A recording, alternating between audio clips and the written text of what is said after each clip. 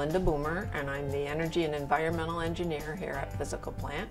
And I track our greenhouse gas emissions for campus and try to reduce our use on campus.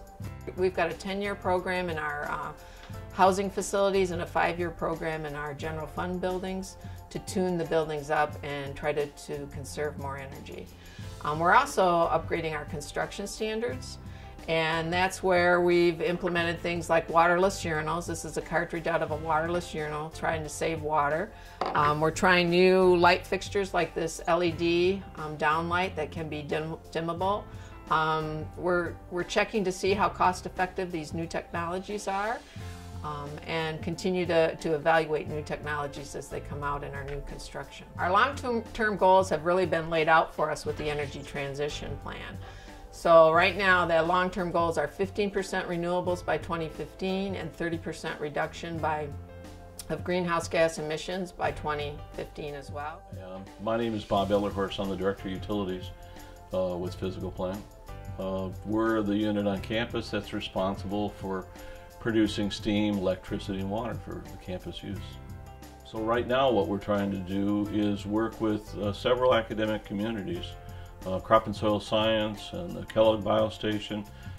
These are different groups on campus that have been working with energy crops, and see what they can do to learn how to get those kind of crops. They were kind of interested in the ethanol based. Now they're looking at, well, can we go solid fuel and get those delivered to the Power and Water Department. It's really cool stuff working with the different academic units to see if we can get some of their crops into our plant and use them as fuel. We're looking forward to seeing if we can find some success stories with that kind of innovation.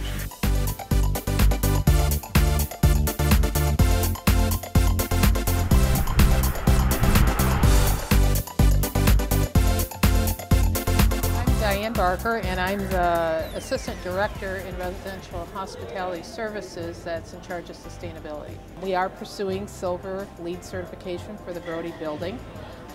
Basically that means that we were looking for opportunities to reduce energy, to reduce water consumption, to reduce waste in the building and recycling and that type of thing. A couple things maybe to point out in this particular building is that we have replaced all the windows for higher efficiency. We replaced all the lighting for higher efficiency. We looked at what we could do with water conservation. There actually is a rainwater capturing system on this building that captures rainwater and flushes the toilets on first floor level of the building. We built a pulper in the dish room of Brody Square, the culinary services area, in order to pulp the post-consumer food waste as it was going out of the building and be able to capture it for other uses as it leaves the building. Versus going down a garburator and into the water stream. So these lightings are on sensors and are able to know when it needs more lighting and when it doesn't need more lighting, and are able to respond that way. Our ventilation systems are on sensors to know when it's hot or cold and respond that way, so they're smart smart systems to be able to respond in what we're trying to do. We have a great recycling program on campus now, so we're able to engage in that and really take our material waste over to that and divert a lot of waste. This building has been extremely successful in achieving almost 80–90% reduction in our waste coming out of this building, and keep diverting it from the landfill. And so educating students in that particular realm is really important, because again, our landfills can't continue to take on what they're taking on, and we're a pretty materialistic society, so we have to figure out ways that we can either reuse or recycle things.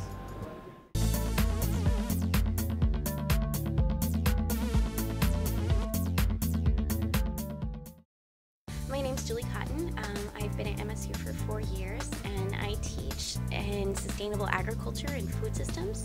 I teach the interclass 124 in CSS, and I also coordinate the capstone course 424.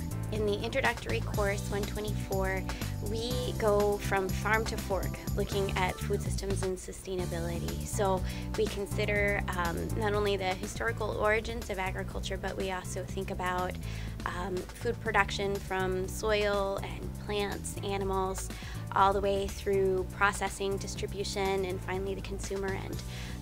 Within that, we consider social justice and a lot of the other economic structures that have come up due to globalization and our own economic structure.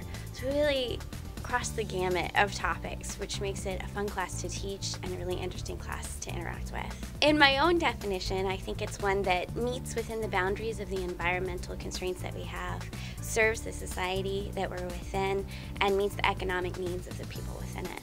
So speaking to the three pillars of sustainability, but remembering that the environment always sets our limits. And I think that at MSU we have the ability, through the leadership of our students and through the resources that we have, to be one of the most sustainable schools in the nation. If you can unplug your chargers, if you're not using the chargers, the phone chargers, the laptop chargers, those do draw a small amount of energy even when they're plugged in and nothing's charging. Really look at things that have devices that turn off and go into sleep modes, or that are low electrical use sorts of things. By eating more locally and focusing on sustainably produced food, you can help influence the way that agriculture is acting on the environment.